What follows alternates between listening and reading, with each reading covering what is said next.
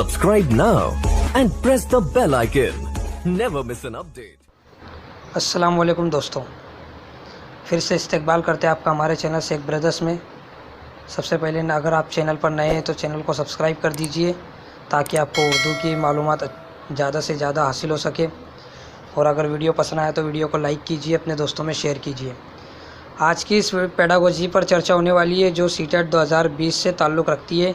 तो कुछ चुनिंदा सवालात हैं जो आपके लिए बहुत कारआमद साबित होने वाले हैं। तो सबसे पहला सवाल है, पहली जमात की ज़बान की निसाबी किताब हुर्फ़ तहज़ी 2 हुर्फ़ अल्फ़ाज 100 हुर्फ़ अल्फ़ाज फिर कहानियाँ और नज़मों से शुरू होती है। इस निसाबी किताब में कौन सा अंदाज़ नज़र अपनाया गया है? तो आपको मैं बता दूं कि ये सबसे पहले हुर्फ़ तहज़ी, फिर 2 हुर्फ़ अल्फ़ाज 100 हुर्फ़ अल्फ़ाज फिर कहानियाँ नज़में, तो इसे कहते हैं नीचे से ऊपर की ओर जाना। तो आप जानती होंगे कि इसे क्या कहते हैं, नीचे से ऊपर की ओर जाना। इसी के साथ देखते हैं अगला सवाल, पढ़ने में दुश्वारी खाली जगह कहलाती है। यहाँ पे खाली जगह पर क्या कहलाती है? पढ़ने में दुश्वारी, यानी पढ़ने में जो मुश्किलात आती है। मैंने आपको पिछली वीडियो में बताया था कि पढ़ने में जो मुश्किलात आती है वो डिसलेक्सिया कहलाती है। और अगर लिखने में मुश्किलात आती है तो वो डिस्ग्राफिया कहलाएगी। और अगर हमें इल्मुल हिसाब में किसी तरह की मुश्किलात आती है तो वो डिसकैलकुलिया कहलाएगी। अगर बच्चा इल्मुल हिसाब नहीं कर सकता है तो वो डिसकैलकुलिया का शिकार है। और अगर वो लिखने की महारत उसमें हासिल नहीं है या हर की महारत नहीं कर सकता है तो वो डिस्ग्राफिया है। और अगर वो पढ़ने में दुश्वारी महसूस करता है तो वो डिसलेक्सिया है। तो इसका जो बिल्कुल सही जवाब होगा वो होगा नंबर 1। और आखिरी में आता है डिस्फोरिया, जिसमें उसे दिमागी अपाइज कहा जाता है। इसी के साथ देखिएगा अगला सवाल, ज़बान सीखने के हवाले से दर्ज झेल में से कौन दुरुस्त है? अब ज़बान सीखने के हवाले से कौन सा लफ्ज़ दुरुस्त है कि ज़बान सीखने की पैदाइशी सलाहियत नहीं होती है? तो ये जो हो जाएगा इसको हम काट देते हैं। उसके बाद बच्चे स्कूल आकर ज़बान सीखते, तो मैंने आपको पिछली जो वीडियो थी उसमें पेडागोजी में समझाया था, जिसका लिंक आपको आई बटन पर मिल जाएगा। ऊपर आप देख सकते हैं आई बटन पर, इसका लिंक आपको नज़र आ रहा होगा।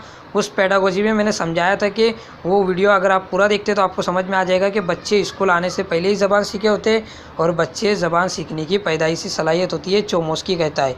तो इसका जो बिल्कुल सही जवाब होगा वो होगा कि हर बच्चे ज़बान सीखने की पैदाइशी सलाहियत होती है और चोमोस्की का भी यही मानना है। इसी के साथ देखिएगा अगला सवाल कि ज़बान सीखने के लिए दर्ज झेल में से कौन सबसे अहम है? तो कौन सबसे अहम है ज़बान सीखने के लिए? तो आप सभी जानते होंगे, मैंने पिछली वीडियो में इसका भी जिक्र किया हो कि समाजी तामुल, यानी समाज से बेहतर ज़बान सीखने का हमें कहीं नहीं देखने को मिलता है। ज़बान से बेहतर हम कहीं, समाज से बेहतर हम कहीं ज़बान नहीं सीख सकते हैं। बाकी किताबें पढ़ना, या अगर हमको ज़बान आती है तो किताबें पढ़ेंगे, फिल्में या ड्रामे या तदरीसी अमल हम बाद में कर सकते हैं। देख सकते हैं यहाँ पे कि दर्ज झेल में से किसका शुमार तख्लीकी महारतों में होता है। तो मैंने आपको पहले बता दिया था कि एक अखज़ी महारत होती है और एक तख्लीकी महारत होती है। अखज़ी महारत में हम किसी को सुनकर या पढ़कर हमारे जहन में अखज़ करते, जबकि तख्लीकी महारत ये होती है कि हमारे जो ख़यालात हैं हमको दूसरों के सामने पेश करने होते हैं। तो इसमें सबसे बेहतर क्या होगा, हमारे ख़यालात को दूसरों के सामने तख्लीक करना है। तो इसमें जो सबसे सही जवाब आएगा वो आएगा बोलना और लिखना।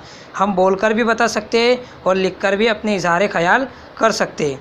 इसी के साथ देखिएगा अगला सवाल, तीसरी जमात के तलबा को एक नज़म पढ़ाने के बाद कोरोना ने फ़ैसला किया कि उन्हें कुछ काम दे।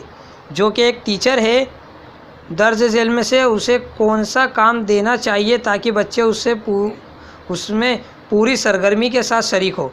तो सबसे पहले मैं आपको बताता हूँ कि बच्चों से नज़्म के आखिरी में दिए गए सवालात के जवाबात लिखने को कहे तो इससे बच्चे दिलचस्पी नहीं लेंगे, जबकि बच्चों से नज़्म के बारे में मुख्तलिफ़ ग्रुपों में अपने जवाब देने के लिए कहा जाए। तो सबसे बेहतर जो जवाब होगा वो होगा कि अपने ग्रुप में जवाब देने के लिए बच्चों से कहा जाए। इसी के साथ देखिए अगला सवाल दिया गया है कि तलबा को अच्छा मुसन्निफ़ बनाने के लिए उस्ताद को तहरीर के किस पहलुओं पर सबसे ज़्यादा तवज्जो देनी चाहिए? तो अगर हमें उनको सबसे बेहतर बनाना है तो हमें उनके तासुर पर सबसे ज़्यादा तवज्जो देनी चाहिए। अगर एक अच्छा मुसन्निफ़ बनाना है तो, और अगर अच्छा तहरीरकार बनाना है तो खुशखत, और अच्छा ज़बानदानी करना है तो क्वाइद। लेकिन हमें उनको अच्छा मुसन्निफ़ बनाना है तो तासुर उनमें होना नहायत ज़रूरी है। इसी के साथ देखिएगा अगला सवाल, मतन पढ़ने में सबसे ज़्यादा किसकी अहमियत होती है? तो सबसे ज़्यादा किसकी अहमियत होती है आप सभी देख सकते हो कि इसका जवाब कौन सा होना चाहिए। तो सबसे पहले सही तलफ़ुज़ के साथ पढ़ना, सभी एराब को दुरुस्त इस्तेमाल, मतन के मानी समझना। तो मतन को पढ़ने में सबसे ज़्यादा अहमियत है कि मतन के मानी को समझ कर पढ़ना सबसे ज़्यादा ज़रूरी है। इसी के साथ देखिएगा अगला सवाल, उस्ताद चौथी जमात के तुलबा को किसी मौजू पर आज़ादाना तौर पर लिखने की हौसला अफजाई कर सकता है। अगर मौजू मुताल्लिक़ हो तो किस से मुताल्लिक़ हो जिस पर उस्ताद उनके आज़ादाना ख़यालों को ले सकता है। तो वो उनकी जाती ज़िंदगी पर दारोमदार रखने वाले हो तो वो बेहतर से बेहतर तौर पर लिख सकते हैं। इसी के साथ देखिएगा अगला सवाल कि ज़बान की गैर रस्मी आमोजिश में कौन शामिल है। तो सबसे पहले आपको मैं बता दूं कि रस्मी में क्या आता है। रस्मी में जैसे कि किताबें, स्कूल और कोई लाइब्रेरी जिससे हम ज़बान सीखते हैं वो तमाम रस्मी में आती है, लेकिन गैर रस्मी में हमारे दोस्त और घर का माहौल जो होता है वो गैर रस्मी में आता है। तो उम्मीद है कि ये वीडियो आपको पसंद आई होगी और समझ में भी आई होगी।